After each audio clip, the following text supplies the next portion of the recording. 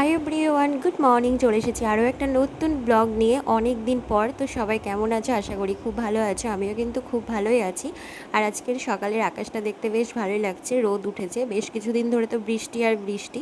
তো যেহেতু আজকে জন্মাষ্টমী, সেই কারণে দেখো সকাল সকাল ঘুম থেকে উঠে মা আর আমি মিলে কাজগুলো সেরে নিয়েছি। তো এখন চলে এসেছি গপুর সাথে দেখা করতে। তো শুভ জন্মদিন গপু সোনার। এই বছর আমাদের বাড়িতে কিন্তু গপুকে নিয়ে প্রথম জন্মাষ্টমী। এর আগে গপু ছাড়াই এতদিন মা জন্মাষ্টমী করতো, তবে গপুকে নিয়ে এবছর প্রথম।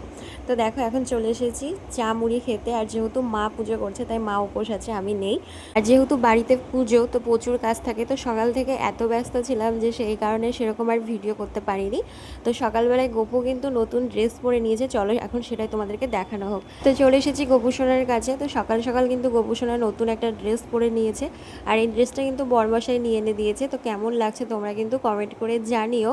আর এটা ছিল গপু সোনার সকালের সাজ। তো আমি সকালবেলায় যেহেতু তোমাদের সাথে শেয়ার করতে পারিনি, তাই দুপুরবেলাতেই দেখালাম।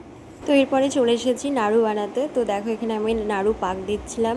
আর এদিকে মা ছানা আর ক্ষীর বানাচ্ছিল। এরপরে হবে তালের বড়া, লুচি, যেগুলো গোপালকে ভোগ দেওয়া হবে।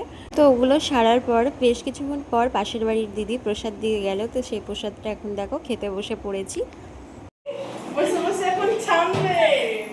এই যে আমাদের বাড়ির গিন্নি কাজে বসে পড়েছে গাইস। আমি তো ঘুমাচ্ছিলাম এতক্ষণ। হ্যাঁ একদম। চলো এখন হবে ময়দা মাখামাখি, তারপরে হবে লুচি। এই যে একজন মাখতে বসে পড়েছে লুচির ময়দা। তো আমাদের তিতলি বুড়ি এখন ময়দা মাখতে বসে পড়েছে। কইটুকু ময়দা নিয়ে এখন মাখামাখি করছে। আর ওইখানে কিছুটা আছে। আর এখানে ছোলার ডাল রান্না করে রাখা হয়েছে, দিদি করেছে। আর মা ওদিকে এখন গপুর কাছে সবকিছু সাজিয়ে গুছিয়ে দিচ্ছে, পরে তোমাদেরকে সেগুলো দেখাবো। গপুকে সাজাচ্ছে। আর জন্মাষ্টমী উপলক্ষে বাড়িতে কিন্তু কীর্তন দেওয়া হয়েছে। সন্ধ্যাবেলায় কীর্তনের সব লোকজন আসবে, সেই কারণেই আমরা কিন্তু লুচির ময়দা মাখছিলাম আর সাথে ছোলার ডালটা হয়েছিল। তো এদিকে মা ভোগ সাজিয়ে দিয়েছে। আর এটা হচ্ছে গপু সোনার সন্ধ্যাবেলার সাজ। গপু সোনা যে ড্রেসটা এখন পরে আছে সেটা কিন্তু ননদিনী নিয়ে এসেছে। আর সাথে কিন্তু গপু সোনার জন্য দুটো পায়ের মলও নিয়ে এসেছে, যেটা তোমাদের সাথে শেয়ারই করা হয়নি। গপু সোনা পরে নিয়েছে, তাই আর দেখাতে পারলাম না। পরে অন্য কোনো সময় তোমাদেরকে দেখিয়ে দেবো। তার ঠাকুরঘর থেকে আমি আবার চলে এসেছি। এসে দেখলাম যে ভাগ্নির সাথে সাথে এখন ভাগ্নেও আমাদেরকে হেল্প করতে চলে এসেছে ময়দা মাখতে। এরপরে দেখো সন্ধ্যা হয়ে গিয়েছে, অলরেডি কীর্তনের দল চলে এসেছে। তো সেই কারণে এদিকে পাশের বাড়ির দিদি আর আমার ননদিনী, তো দুই দিদি মিলে এখন দেখো লুচিগুলো ভাজা শুরু করেছে। এদিকে আমি বেলে দিচ্ছিলাম।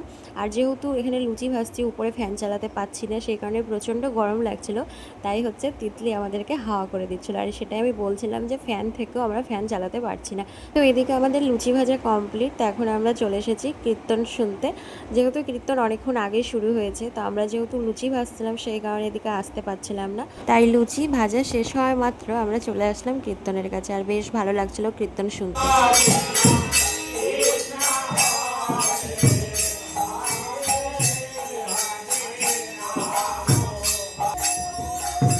তো এরপরে এখন কিন্তু গপু সোনার সন্ধ্যা আরতি শুরু হলো।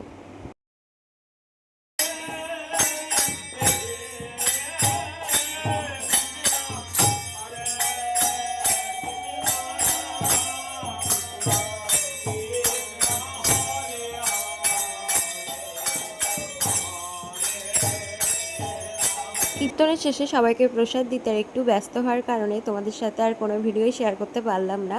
তো বড়মশাইয়ের বন্ধুর বাড়ি থেকে এসেছিলো জন্মাষ্টমীর খিচুড়ি প্রসাদ। তো বাড়ির প্রসাদের সাথে সাথে এই প্রসাদটাও চলো খেয়ে নিই। আর জন্মাষ্টমীর সারাটা দিন আমাদের এইভাবে কাটলো। তো তোমাদের কেমন কাটলো অবশ্যই কমেন্ট করে জানিও। আর জন্মাষ্টমীর ব্লগটা তোমাদের কেমন লাগলো সেটাও অবশ্যই জানিও। তো আজকের মতো সবাইকে টাটা, বাই, রাধে রাধে।